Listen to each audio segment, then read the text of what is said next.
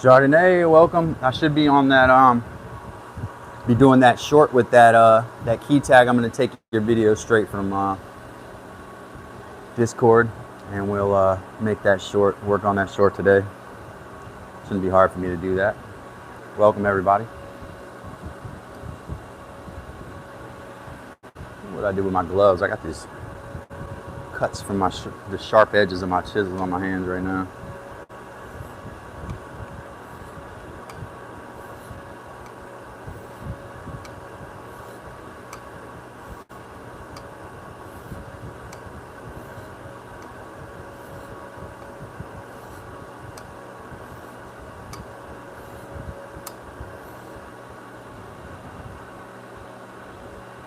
Sweet. Yeah, that time lapse too. I want to use that also.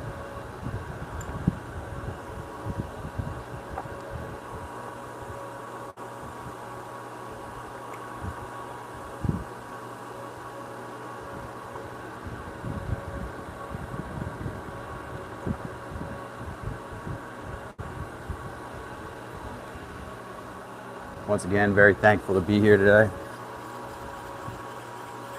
Grateful for another day to do what I love to do here.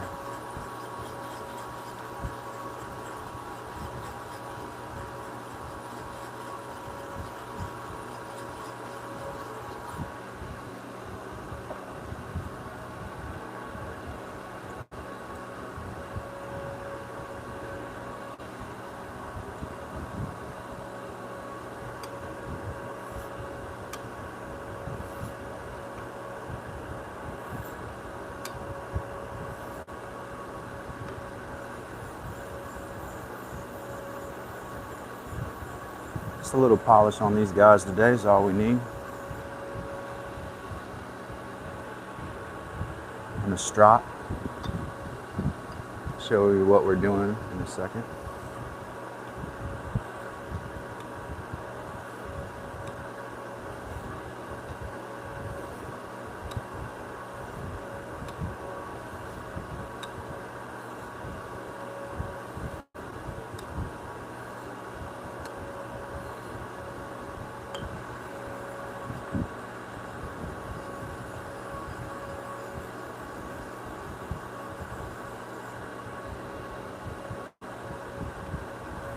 A bit of a polish.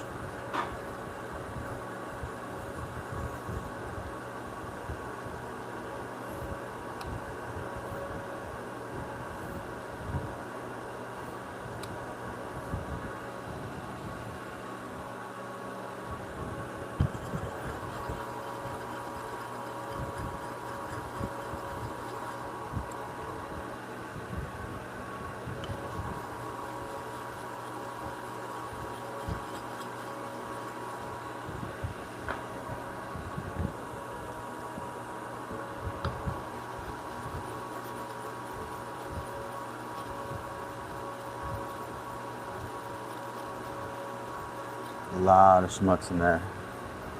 A lot of schmutz.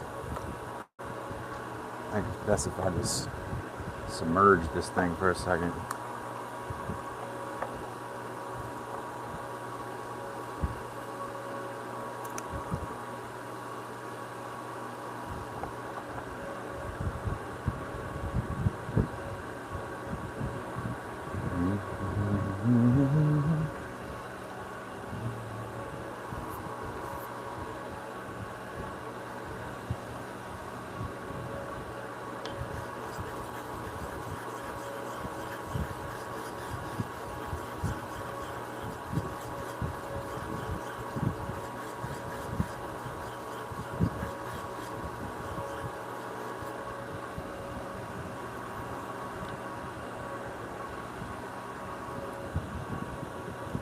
Side.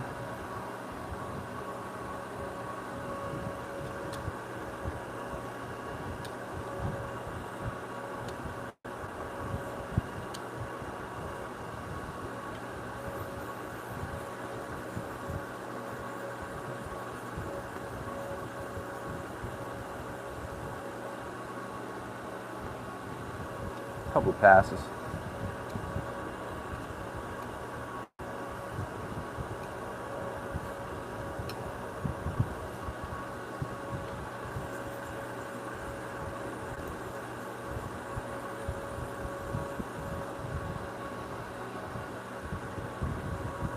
since the work I'm going to do today is kind of small, my small chisels are the priority.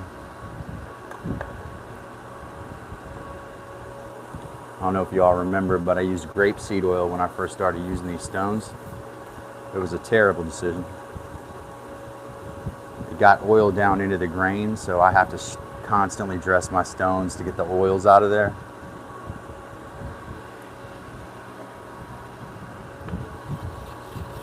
You can almost see it. If you're standing over it, you could see it right now.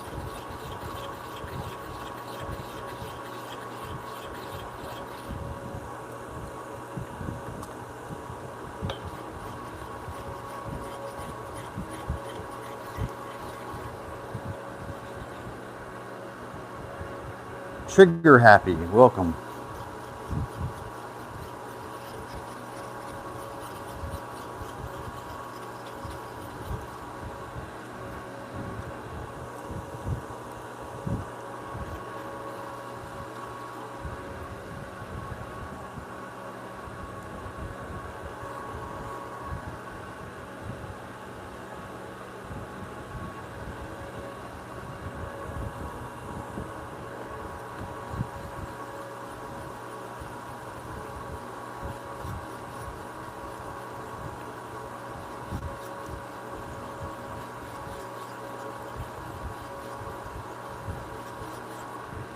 That should do it. Done.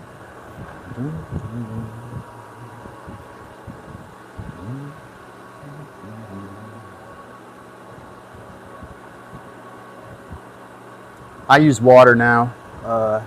Good question, Trigger Happy. The grapeseed oil was a stropping agent. You want to use a liquid on wet stones as a stropping agent. I was taught to use oil, but I guess you got to be careful what kind of oil you use. And the oil sunk into the pores of the stone. So I would use water or some sort of solvent-based thing, like an alcohol or something like that. So good question, man. Thank you for asking. Ooh, that feels good now.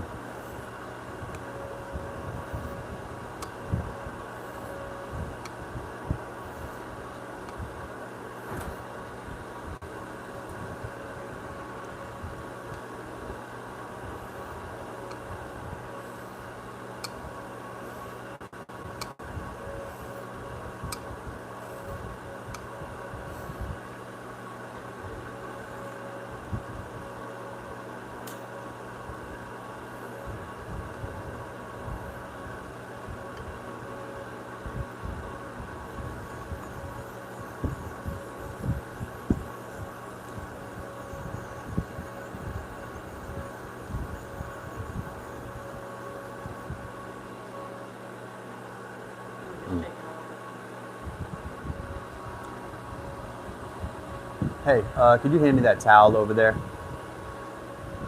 Oh, not that one. Never mind. I got it, actually. It's in my pocket. Sorry. That's me for you, y'all. Pilato lost it.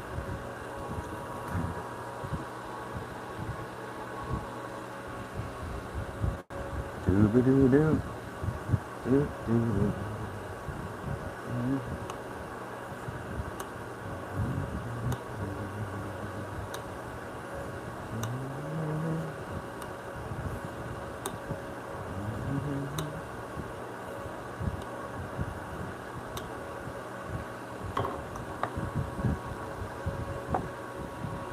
That.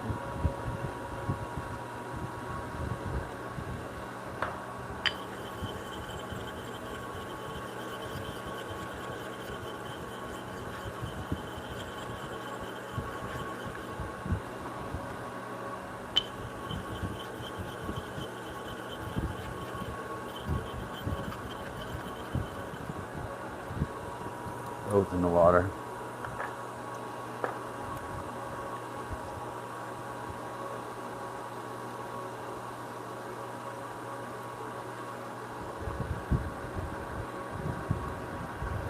I sharpen, that's a good question also, Trigger Happy. I sharpen my tools every time that they go through strenuous work, and that's like every day for me. So pretty much every day. You'll see, if you watch my archived lives, you will see me sharpening tools daily. It's part of my routine.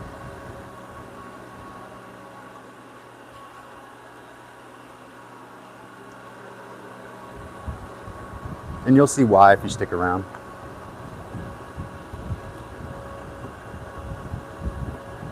Right now you can't see, but I got a stropping leather here.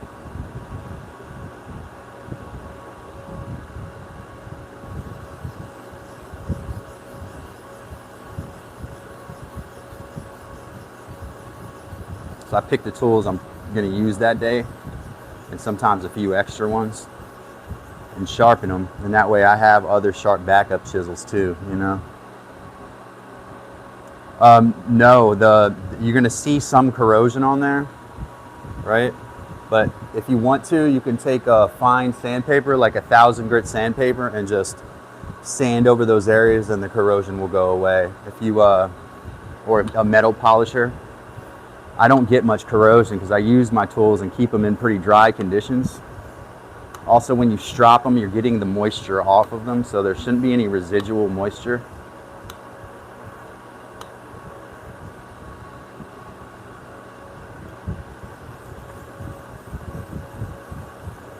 So this is the 8,000 grit stone. This is just polishing. So these are pretty sharp already. I'm just trying to make sure that edge is super sharp. Yeah, man, great questions, dude. Great to start the day with good questions. That's what I'm here for. I'm not here to stand here and do work in front of everybody. I don't mind doing that, but if people have questions and want to talk to me, that's what I'm here for. So I'm glad you're here, Trigger Happy. Thankful for you. You know, and I hope you have a great day, and stick around a little bit too. But if you can't, I understand.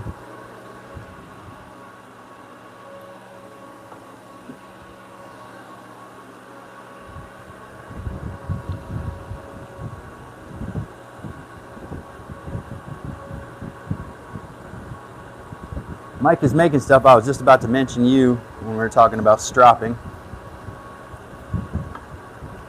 Trigger Happy had a couple questions about polishing or about sharpening.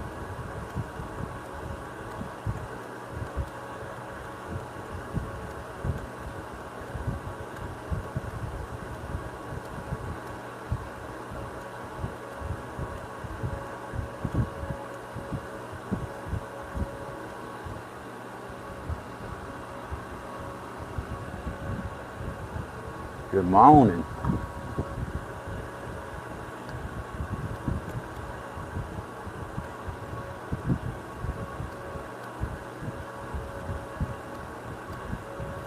Mike, you can see how the numbers do. If they, you know, pop up there, you might want to plug your shooting the poop when they climb, if they climb. I never take anything for granted.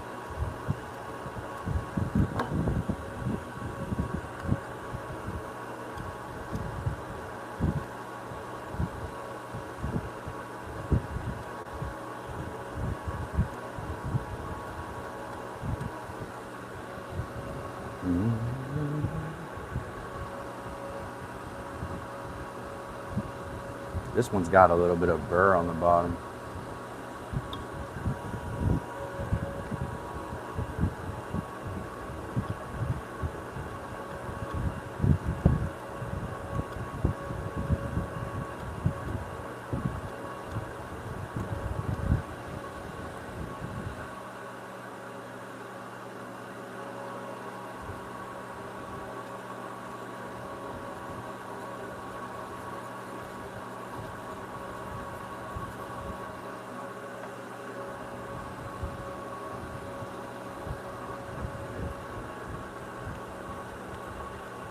Welcome to Mike and Chardonnay and my right hand and other half, Heather.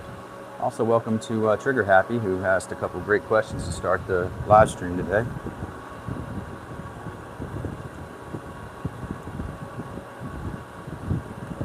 Now y'all see these little layouts. This is a little bit uneven here. We're going to try to make that rounded off. Should be a swirl shape in this leg when we finish. This line's off here.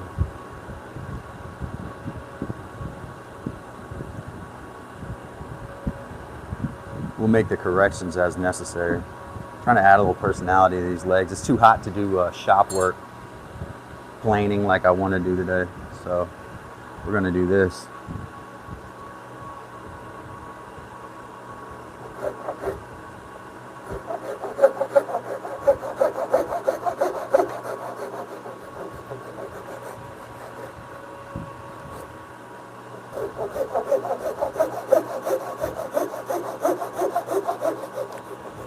If my brain is correct, there should be enough strength in the support wood to hold the banister, no problem. You know, we're leaving like an inch of thickness.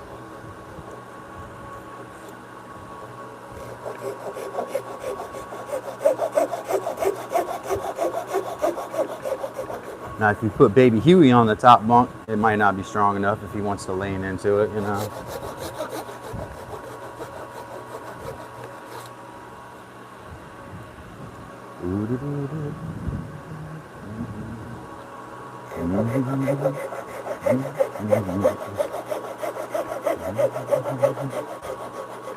Can't wait till I build this wood bender next, man. That's gonna be my next project, and I know it's gonna be tricky to do.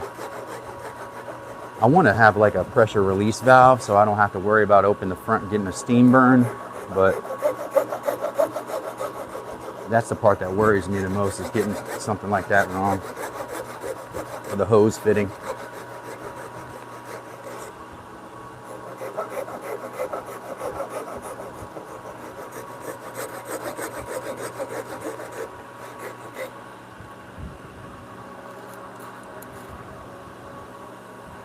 Yeah, some more technical stuff, plumbing stuff that Heather might do well with. Let's do this first though, gal. Let me turn this around.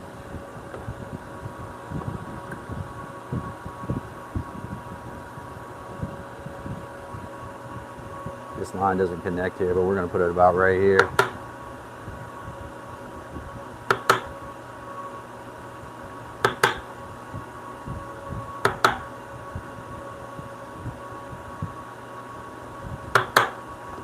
Awkward way to chisel there. Maybe I should turn it the other way.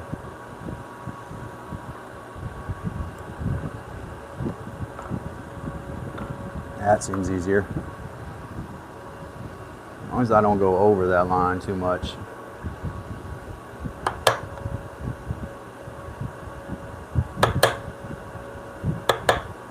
Just so we don't take off more than we can handle. Slipping a little.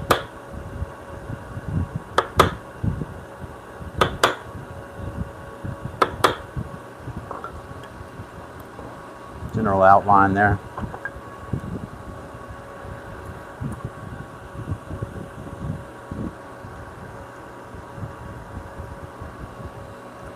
Yeah, steam burns are terrible, so we want to avoid those.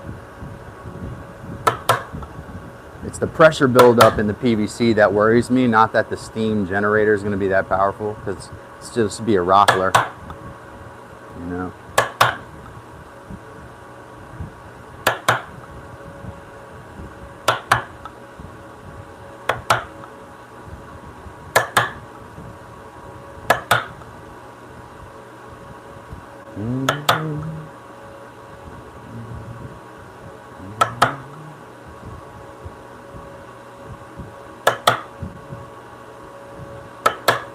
We might round this out.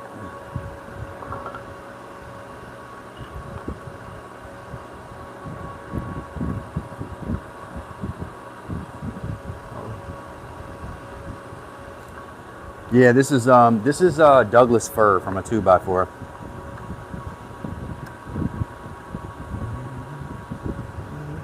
Thank you, Mike. That was a very, very nice compliment.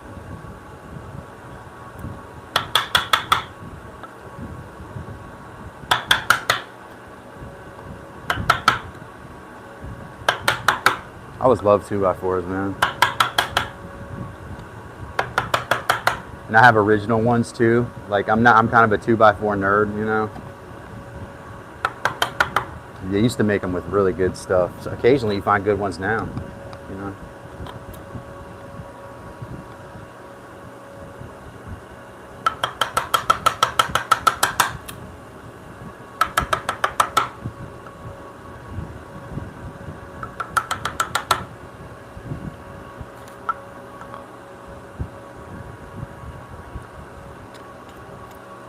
Yep. 2x4s, and I mean, I use little scraps of hardwood to do pins and stuff that you're supposed to do in hardwood. So I have ash pins and maple pins and stuff, but those are just from scraps.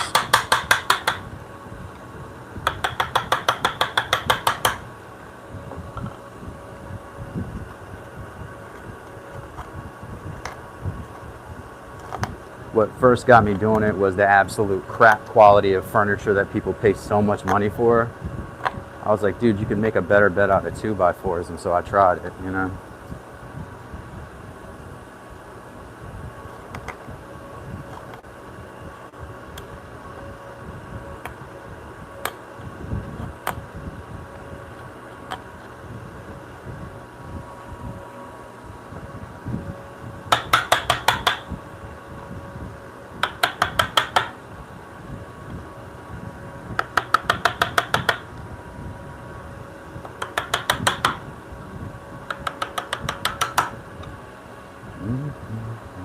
Eco Woodcrafts, welcome.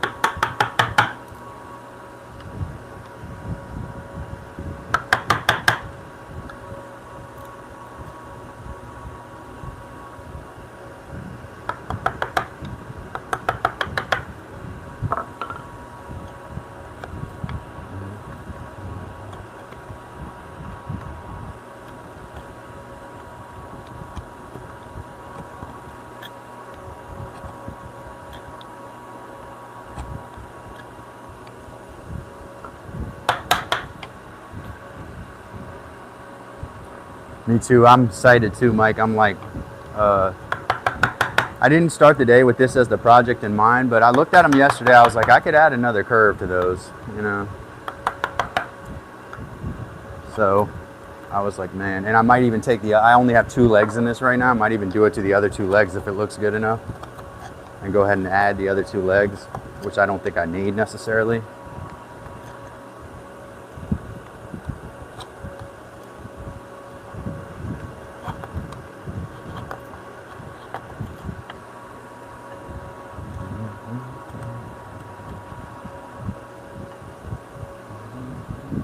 It was so sturdy yesterday, I was like, yeah, I could take more support wood off of that.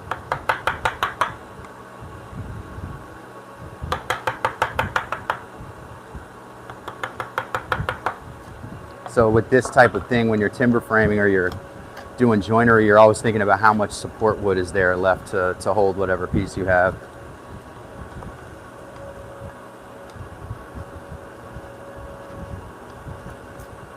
Meaning the structural wood that's remaining.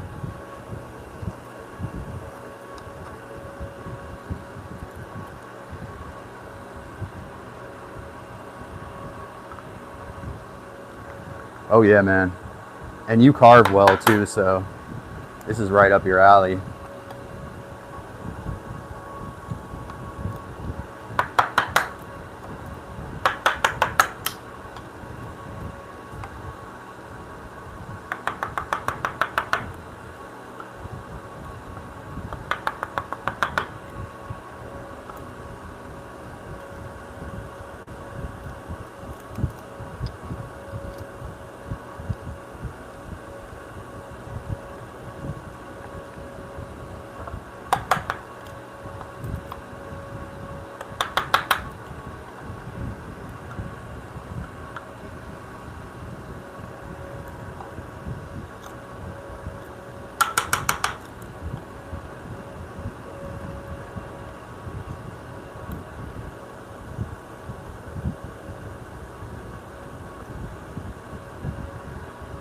I don't want to hit this too hard right here. I just want to pop this stuff out.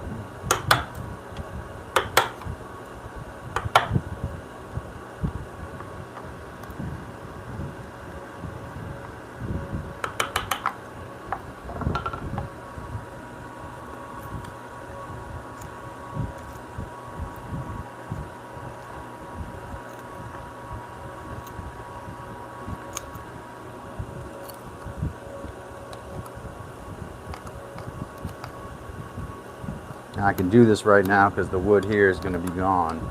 Generally, you don't want to lean your chisel up against wood that's on your workpiece, you know.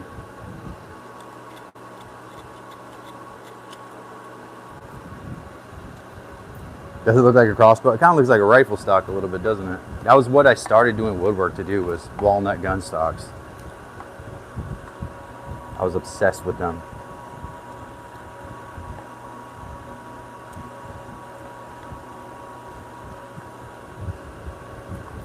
And guitars. I wanted to build guitars too.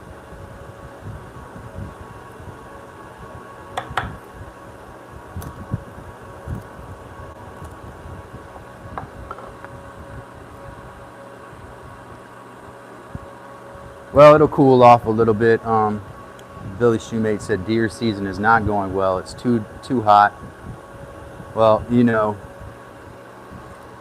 it will get cooler, and you probably got until, especially since you're in North Carolina, you got until past New Year's to get a deer.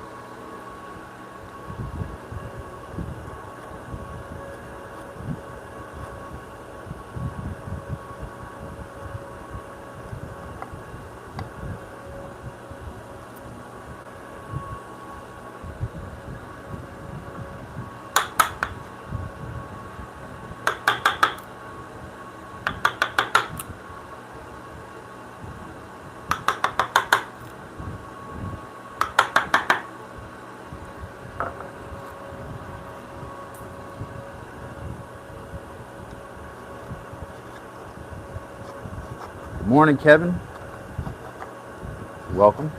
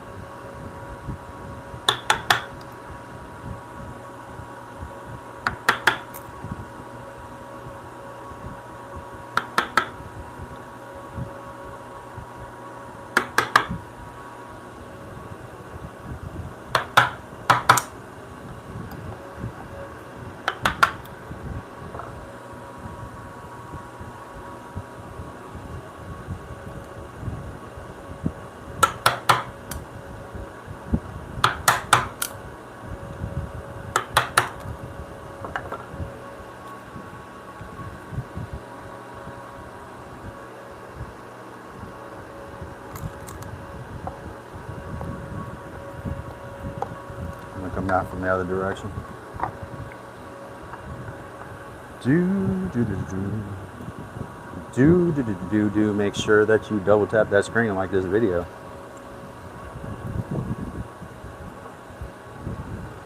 Shout out to Mike is Making Stuff, who's in the house, and Kevin, new friend. What do you call himself? It's like Trigger Finger or something. Trigger Happy. Welcome, Trigger Happy.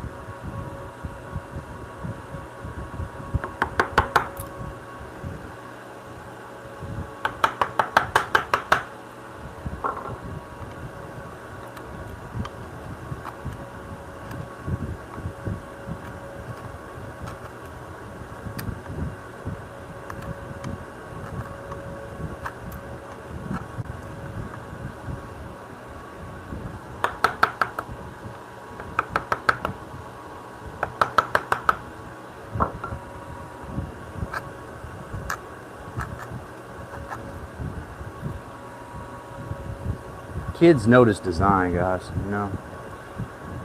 So the kids that will be growing up with this bed occasionally in their life will picture it in their minds and, you know, race through those curves. That's the way kids are. When they're going to bed, they look at the shape of the bed. It's really, I think, the bed is oh man, it's a highly underestimated piece of furniture psychologically, I think.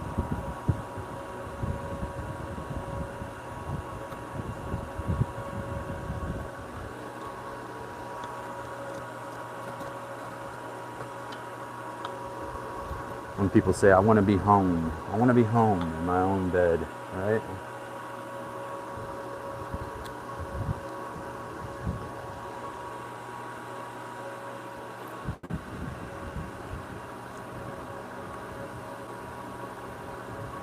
See you later, Eco.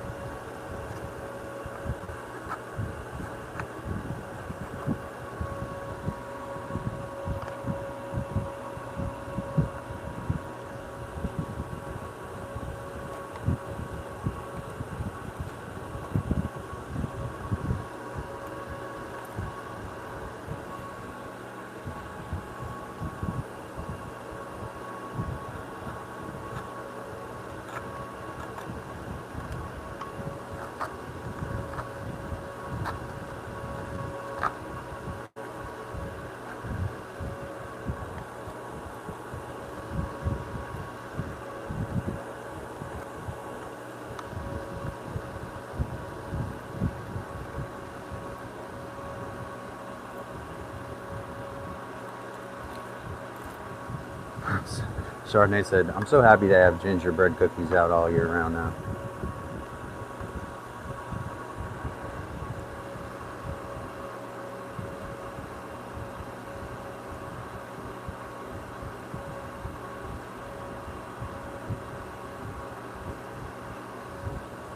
Hey man, I know about changing them diapers. Understand.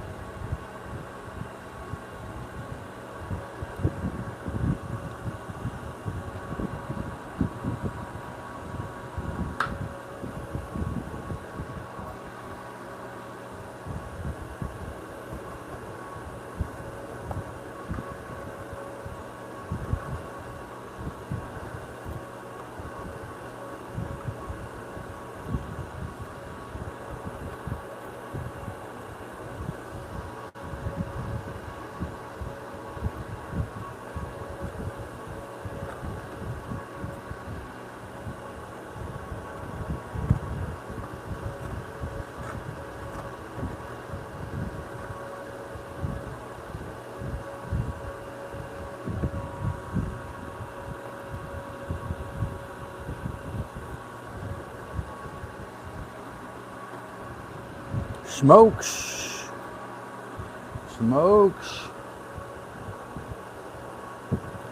Saw his sweet shed up on his last video. Not the shop, but the studio.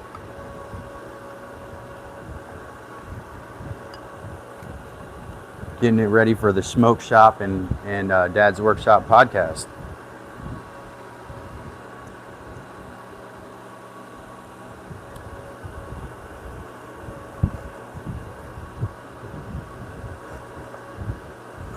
It's just pretty much me throwing shade at hippies the whole time and then Smoke defending them.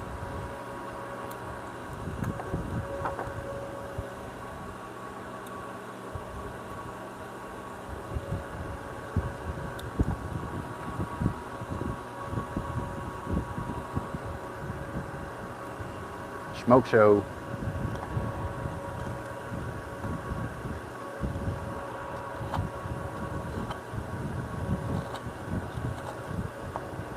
Hey, the real smoke show is the one that's working behind the scenes here.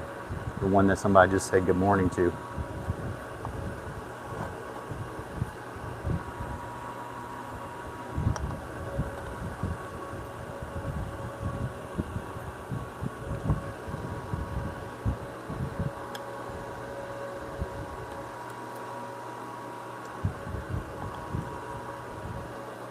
That's a smoke show.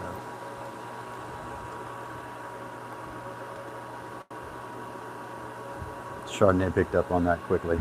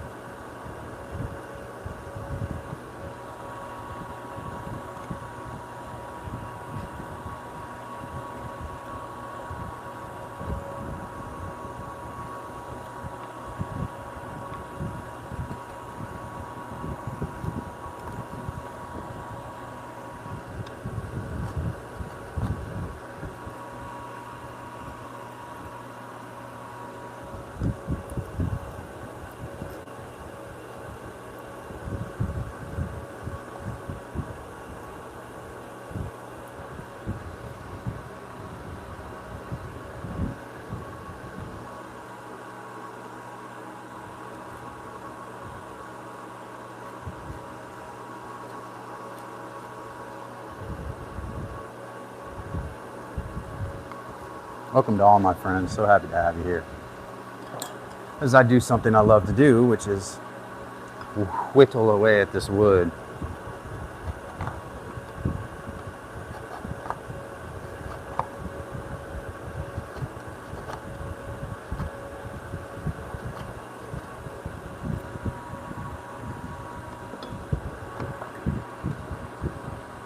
Right now, Chase, I am working on these spindles that hold the bed rail, putting another curve in the back of them, or maybe I'm making a rifle stock. Nah, it's just the spindles for the bed. It's too hot to do planing today.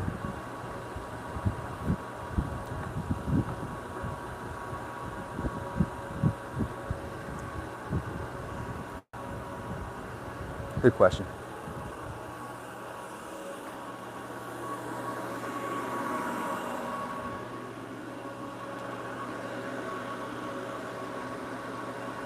Sorry, y'all, I gotta hydrate.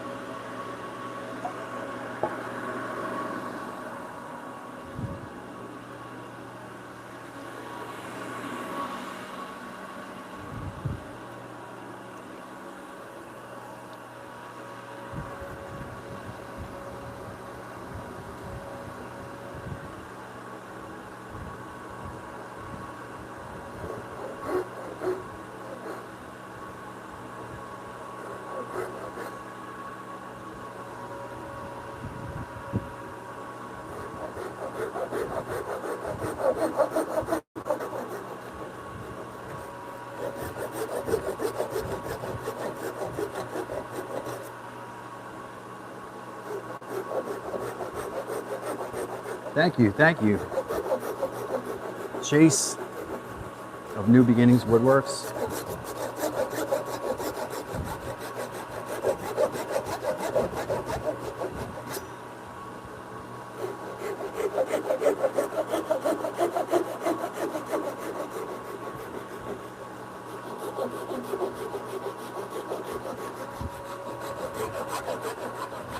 Someone asked a question, I think it was Heather actually, that asked about a spoke shave yesterday. I said I could probably use one on this project just to round off these edges.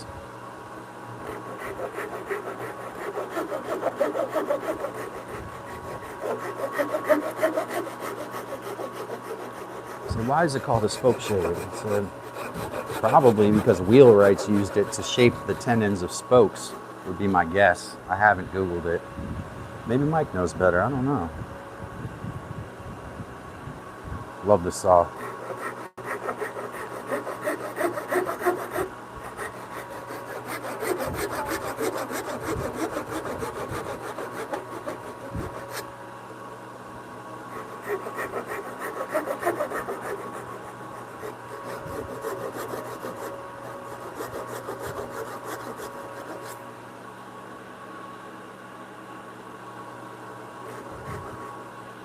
These bugs love to fly into my ears. I don't know what it is about these certain type of gnats in the shop.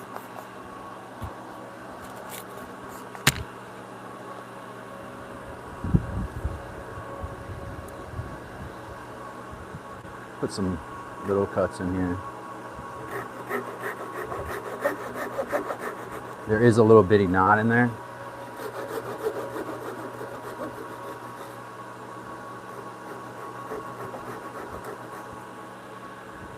Cut right through that knot.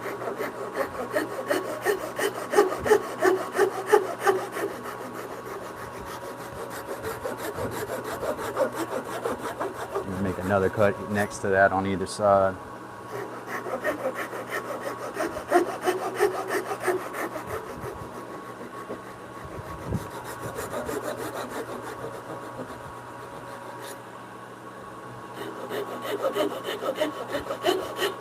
Uh-oh. This saw is old, dude.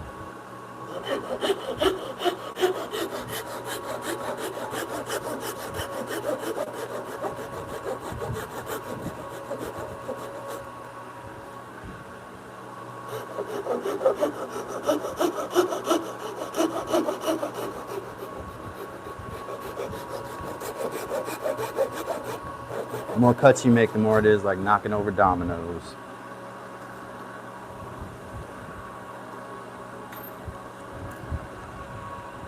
Thought I heard a piece of metal drop.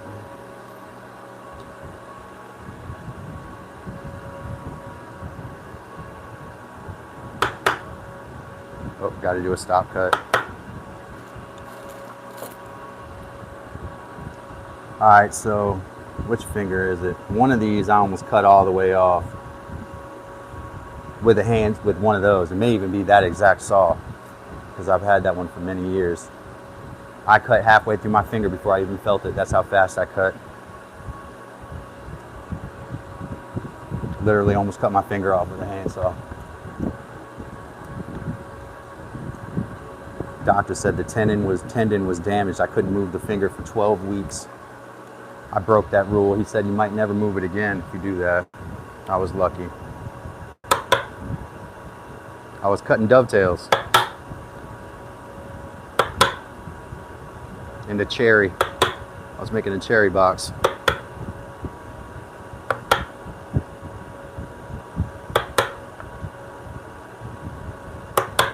Start with your finger next to it. Move that finger out of the way.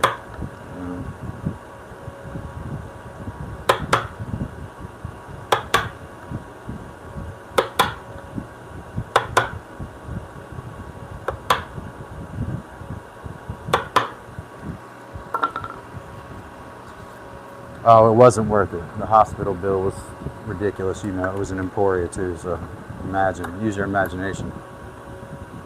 Sure, I got great medical care, right?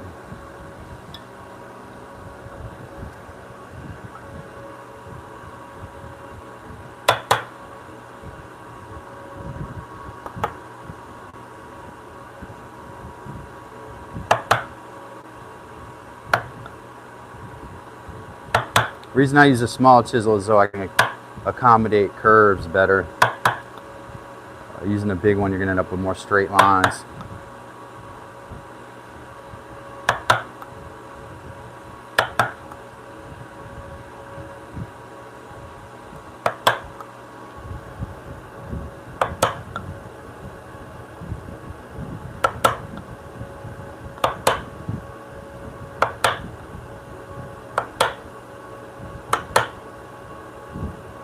Vice is not going to hold it at that angle very long. Soldier Farms, welcome.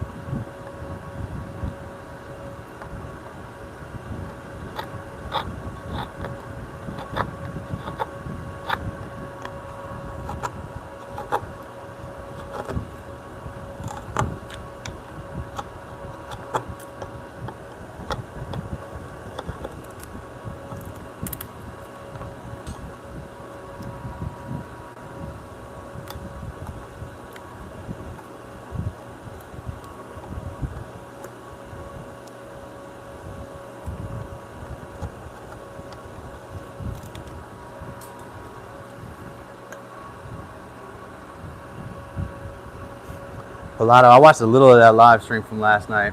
Pilato said my chisel work is way better than his on his live stream last night. I know he was making a mallet.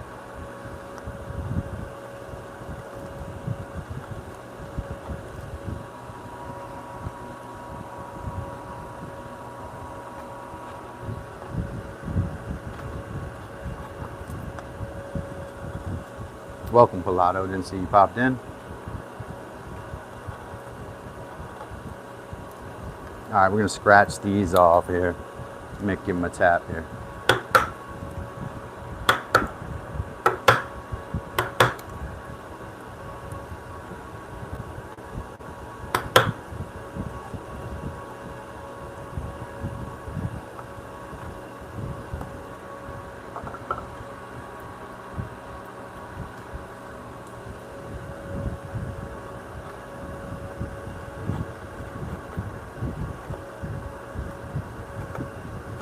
When you're cutting into wood like this, you're basically working end grain.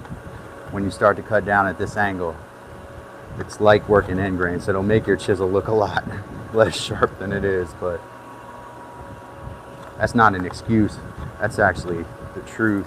I was concerned when I started this. I was like, every time I cut into those curves, it's gonna be like an end grain situation.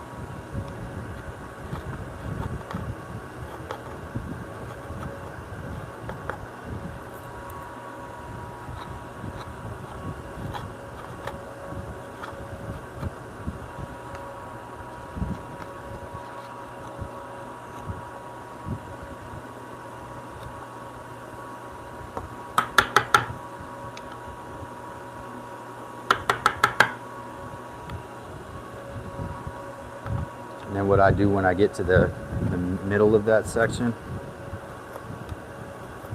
it's easier to work the grain coming downhill. So you switch it. There you go, Soldier Farm. Sub to Pilato, sub to Mike too, man. Mike is making stuff, and anyone else who's up in this chat. Smoke Shop, and a lot of creators up in here. The creators roundtable here.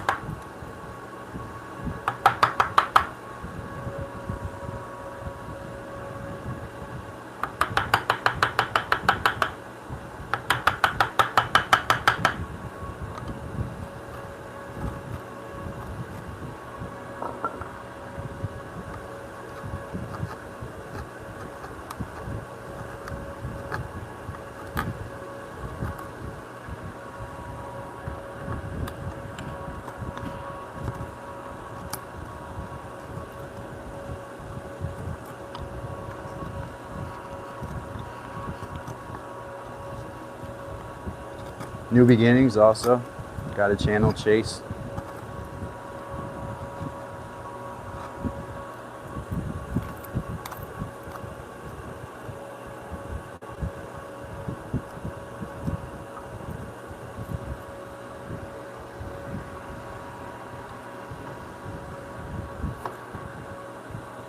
A lot said, uh-oh, Mike is back.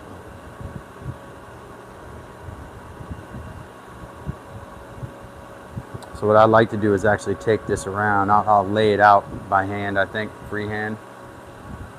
And we'll have the complete curve there.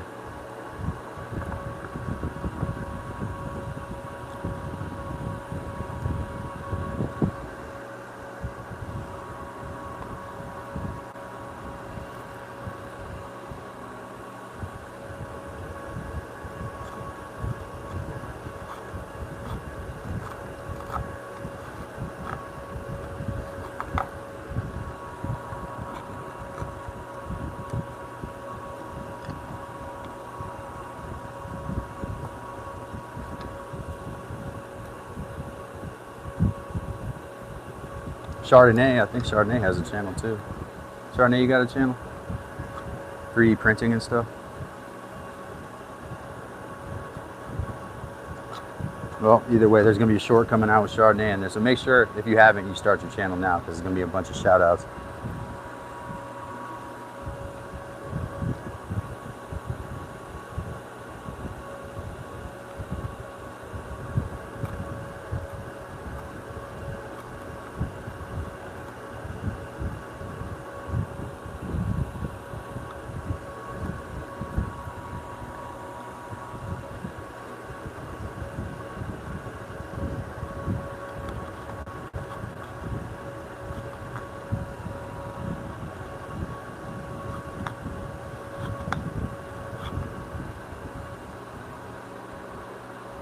No channel, eh?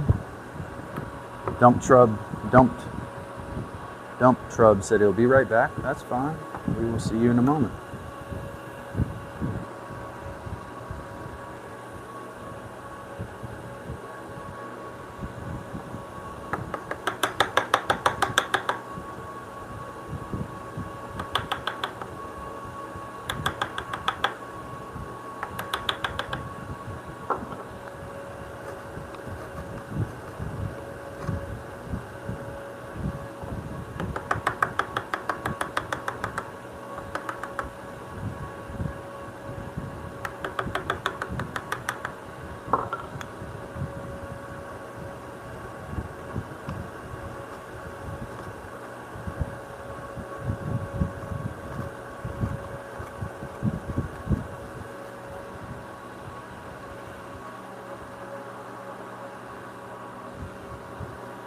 Okay, good. Do that, because when I make the shorts, people are probably going to look for your channel. I have a feeling that type of content is popular. Chardonnay made a key tag for the show here that actually all you have to do is just touch your phone against it. It has an RFID tag inside of it, and it'll take you straight to the YouTube channel.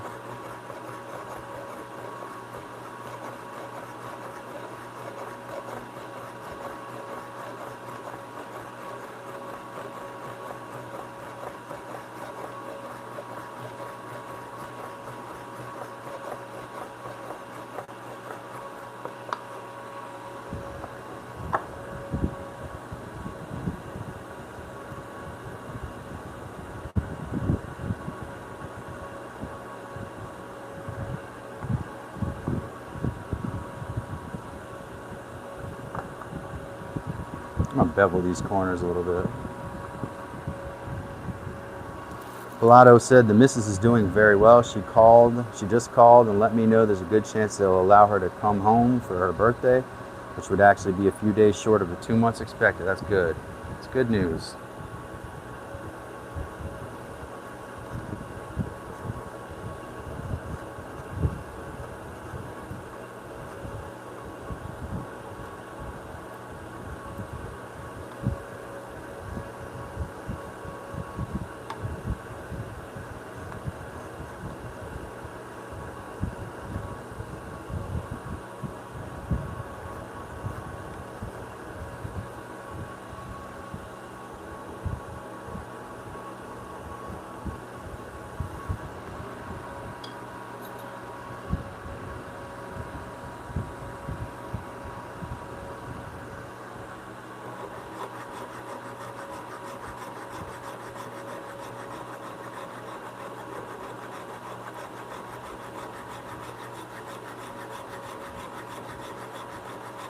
Soldier Farm said, great Pilato, we'll keep on praying. Right on, man, that's true. Well, she's a fighter.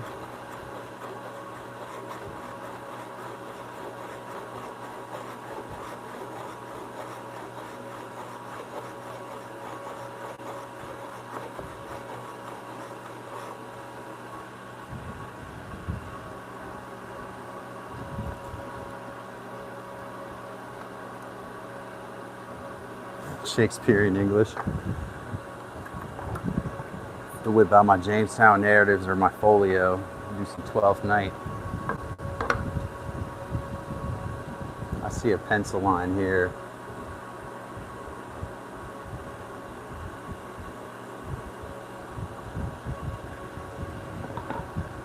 Let's do the same thing to this one. what the heck is going on with my vise?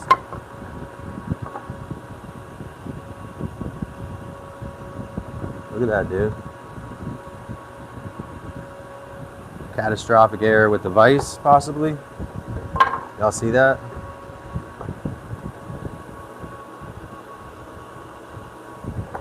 Weird. This pin right here. I wonder if that could even be glued.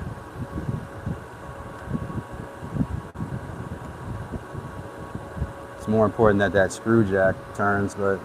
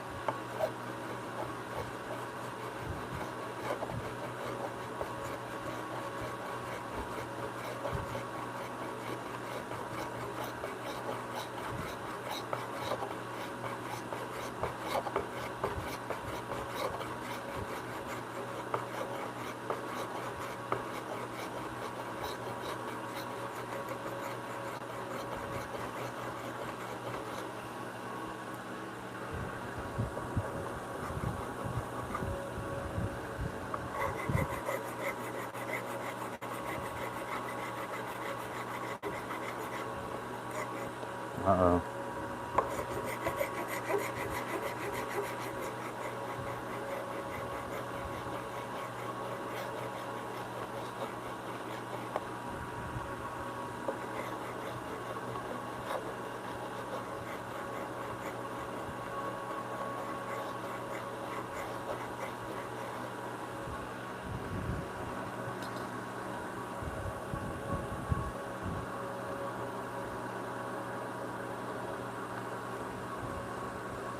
All that schmawdust and stuck in there with the SCH, if smoke is still in here.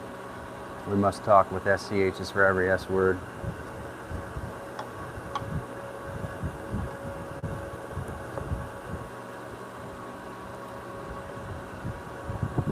So here's what I think.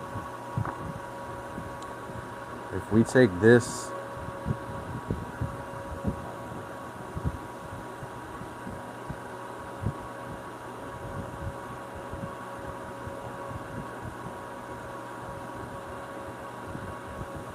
what was my idea before? Oh, continuing this around this way? I don't know. Let's sand it down and bevel the edges and see what it looks like. Or bevel the edges and sand it down and see what it looks like.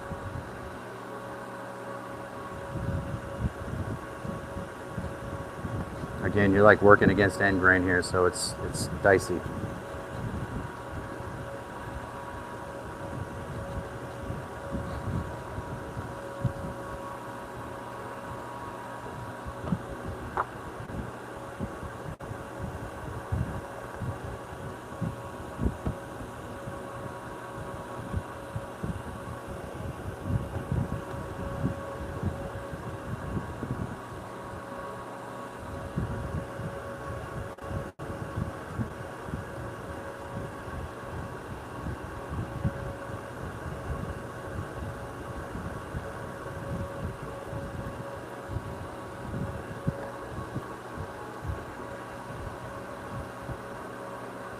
Soldier Farms says, see y'all, I have a few things to do before my next class comes in. Oh, he's a teacher. I used to be one of those. 17 years. Well, we appreciate what you do, man. You're fighting the good fight.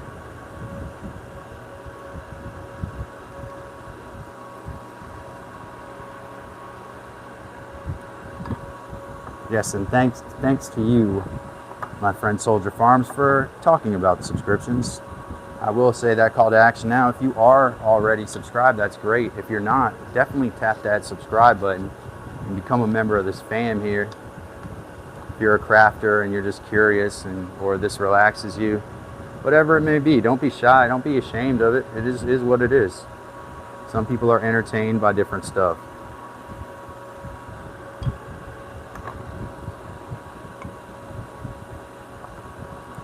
Subscribe, and if you really like it here, or you're trying to grow your channel and you want to be part of this community, become a member of this channel or Mike's channel or Palado's channel or Wes's channel. Wes is not in here at the moment that I know of, but Wes Does It has a great channel too. There's Smoke Shop.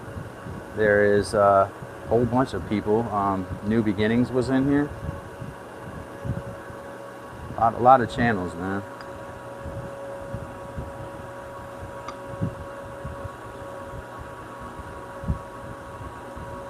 No two of us are the same. We're like fingerprints.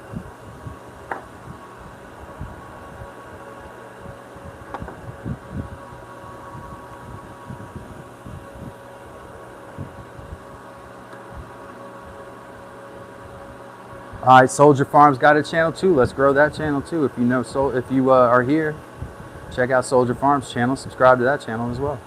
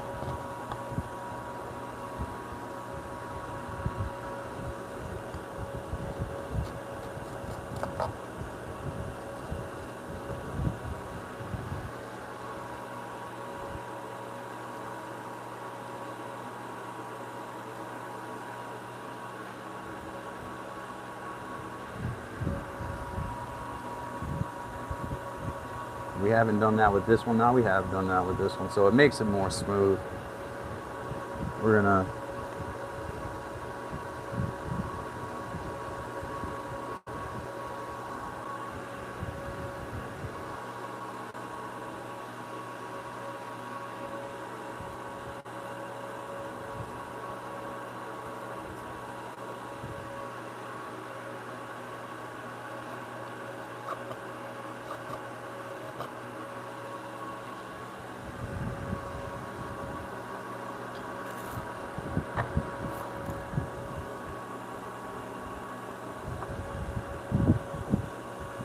I want to get this one little spot at the bottom of that curve.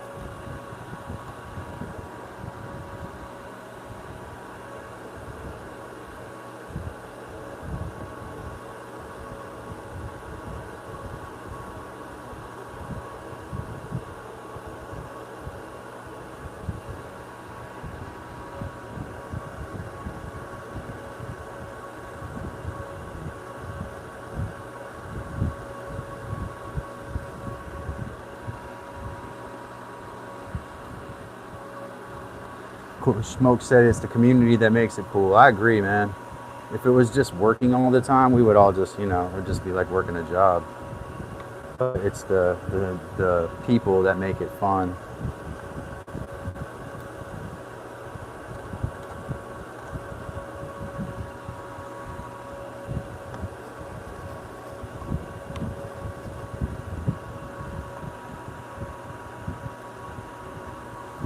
Once I start going uphill again, it wants to bite, obviously, because the chisel is straight and the blade is straight.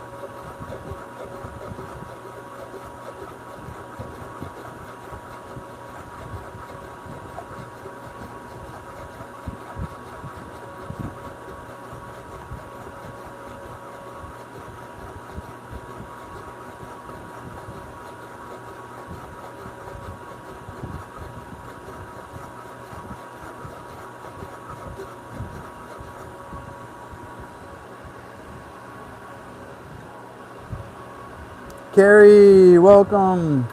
Yeah, I did the afternoon one just for you, Carrie.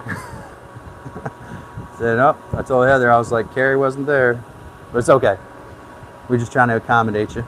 That's all. Welcome. Yes, we do know you're a busy lady. We assumed you had, Heather said, we know you're a busy lady. That is true.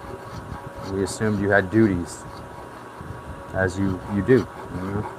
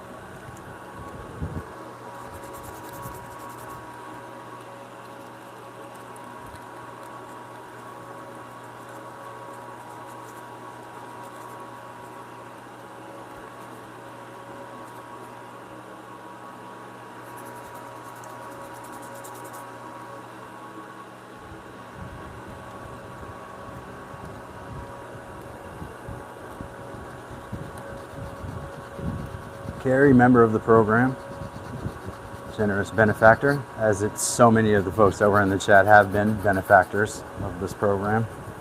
We appreciate all of you.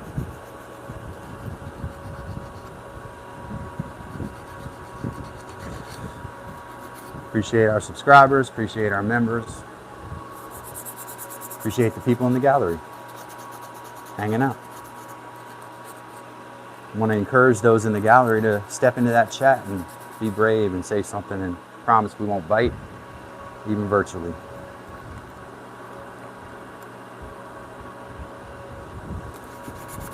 Smoke.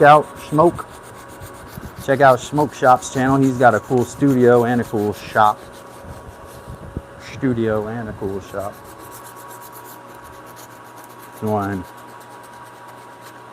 gearhead stuff, working on his Volkswagen. And just being funny and entertaining.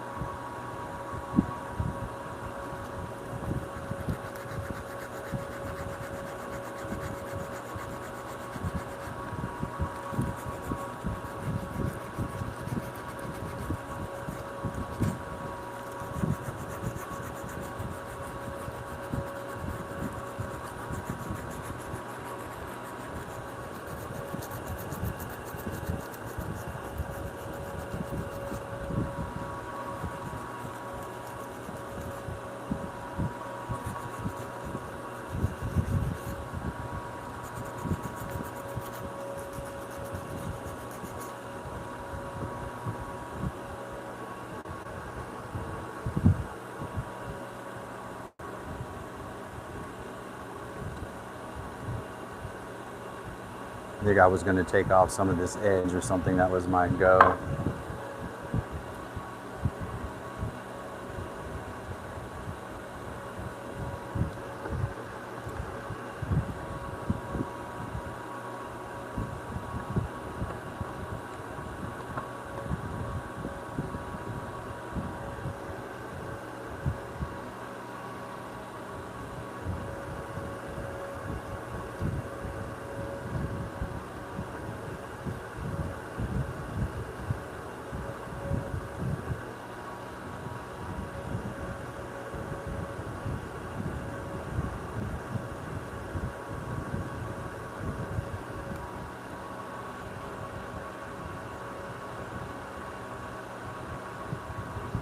Yeah, my brother was always like that too. Like since he was a kid, he was like, I'm not gonna have kids.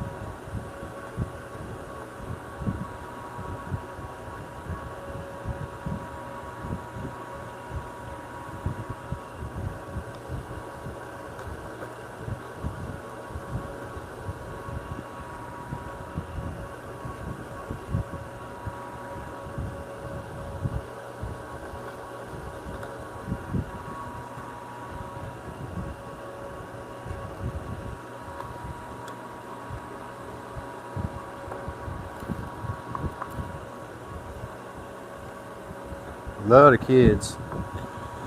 I love the kids. So yeah, I do have 3 sons. Heather had a already, known them, you know, it's just our luck. So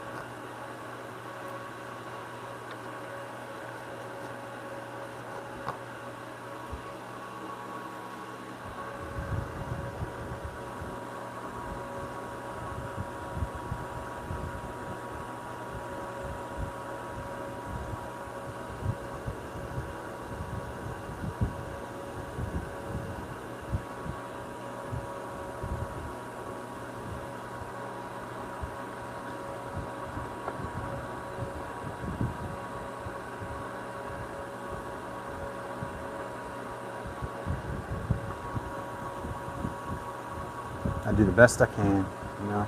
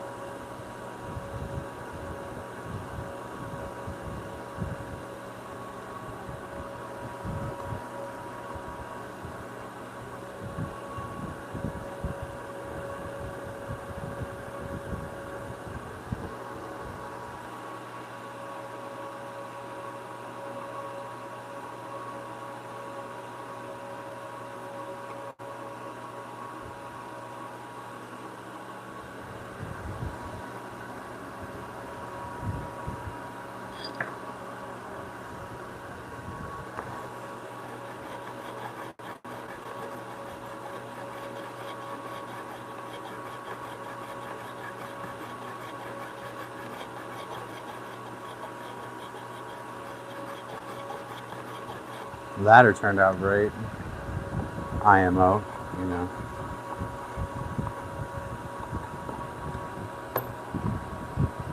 Yes, Carrie, I do know about permaculture. That's like the way that I garden. I think I've got a video on that, like a members only video on permaculture beds for strawberries, where I build a hugelkultur mound. Yeah, I've been doing that for years. I had like a 1/4 acre of strawberries for a minute, and I produced 11 pounds of strawberries a day out of a little tiny patch because I used vertical space. Yeah, so hugelkultur, that's the best way to do it. Use organic material wherever you can find it and pile it up.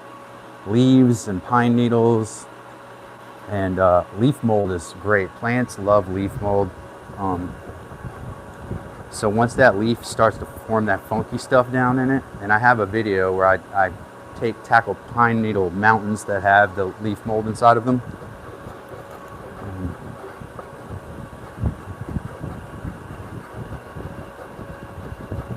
That stuff looks funky and bad, but it's really good for plants. People just want to go buy their stuff in a bag or plant stuff in the ground without thinking about it.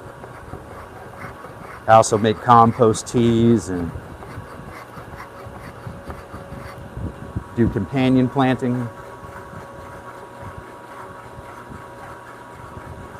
Find some rotty sticks and vertically stick them in the ground, and then start to weave other sticks around that, fill that up with dirt, wood chips, leaves, and let that just marinate for a while, sometimes a couple years.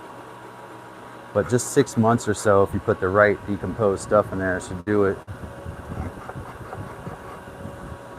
Permaculture is all about wood chips, so you need to produce wood chips or have a source of wood chips. Like I got a source of wood chips. There's a guy who moves from New England to Florida seasonally. He owns a home in both places and runs a market garden. He has a YouTube channel. I used to watch his channel all the time. My brother's getting his master gardener right now.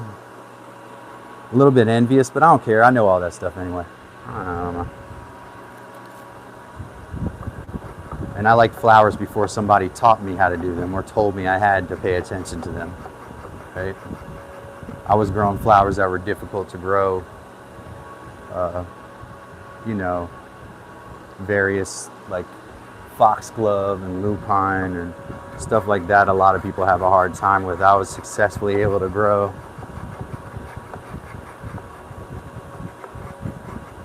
I had a cottage garden that I built a greenhouse, timber framed a greenhouse.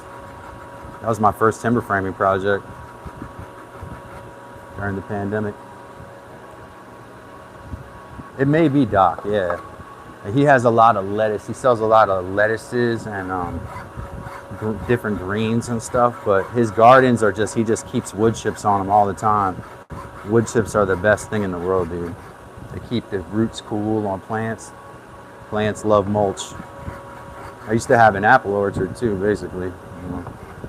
I don't like to think about that. Things come and things go.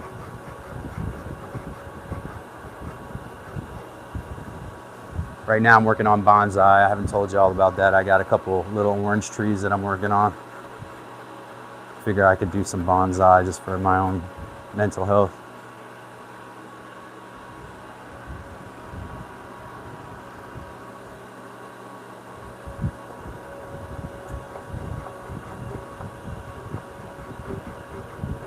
My mom has quite a garden, and she asked me questions about plants, so that tells you right there.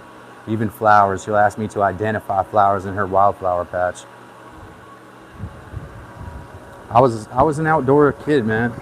I didn't play with toys. I went outside and played with frogs and cut down trees and built forts. That's the kind of thing I did when I was a...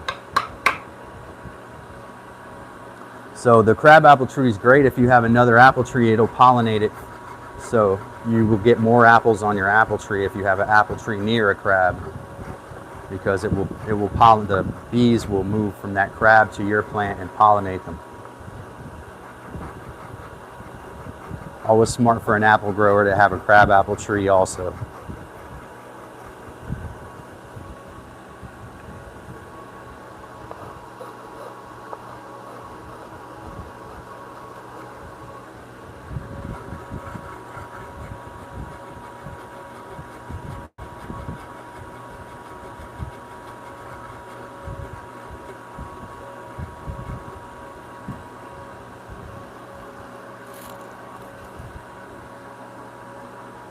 Now, real crab apples like that, if you see an apple like that, it's actually just an apple.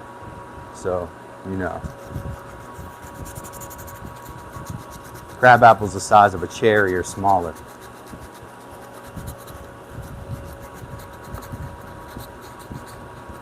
Most apples on the planet were like this big until about 100 years ago when they started breeding them. A couple hundred years ago, actually. They started breeding the apples to get bigger. Back in the Middle Ages, if somebody had a basket of apples for sale on the street, the apples would be smaller than plums.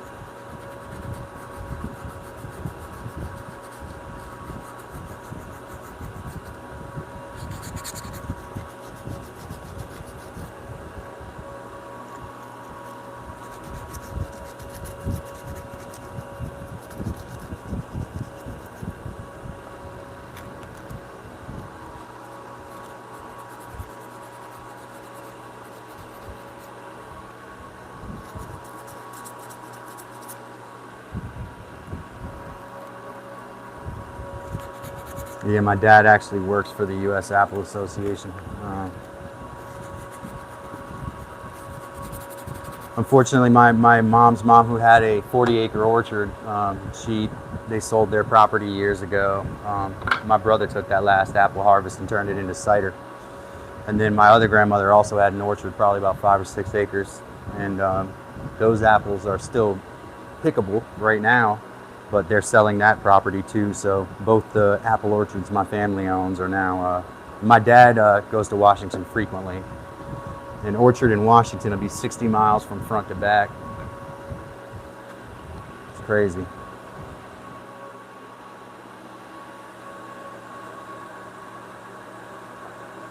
My uncle lives up there too, so when my dad goes up there, he stays with my uncle. He lives in Puget Sound.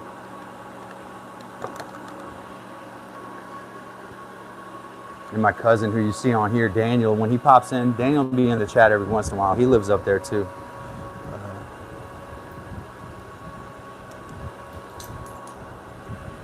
Yeah, they make a lot of money off the apple tourism, but the apple growers in Washington are actually selling, they're selling apples to retailers, so they're actually making money off retail. It's hard to do that in any other part of the country besides New York, Pennsylvania, and Washington State. Those are Michigan also. Michigan has quite a few apples. Down here, if you don't do pick your own, you won't make money.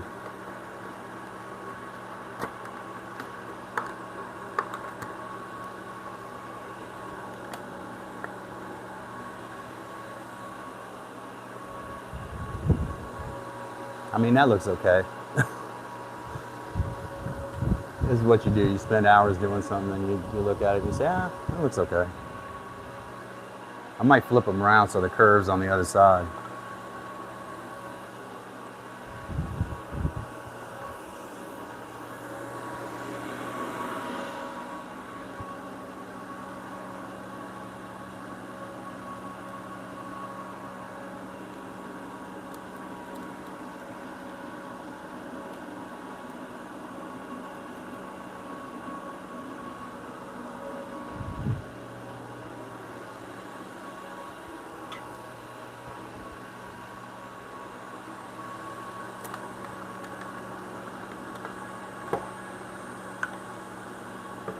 They're doweled into place, as you can see.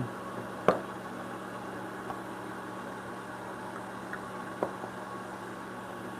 kind of like them like that.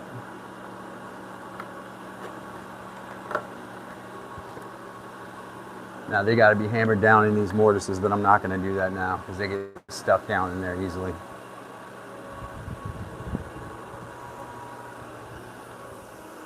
A little arm space above there too with that curve coming in. Fancy, fancy, right? Am I right? Thank you, YouTube watchers, for the 58 likes. I appreciate y'all. That's what it looks like. Hey, I may be back a little bit this afternoon, but definitely, you know, show some love and join the channel if you're not a member. We have 10 members right now that are on the renewing status. We have 51 others. So, Pilato, I understand. I got to go as well. So I'm going to say goodbye to everyone, and y'all have a great Friday. I may pop back on later. It's very hot though, so it's hard to get work done in the shop. Love y'all. Appreciate you. Check out these other folks' channels, Pilato and Mike, and the guy that popped in too, Soldier. Who else was in there today? Tons of smokes. A lot of channels today. Check those out. And I'll be popping a short out here in a few minutes. Love y'all. Do the next right thing. This is Dad's Workshop.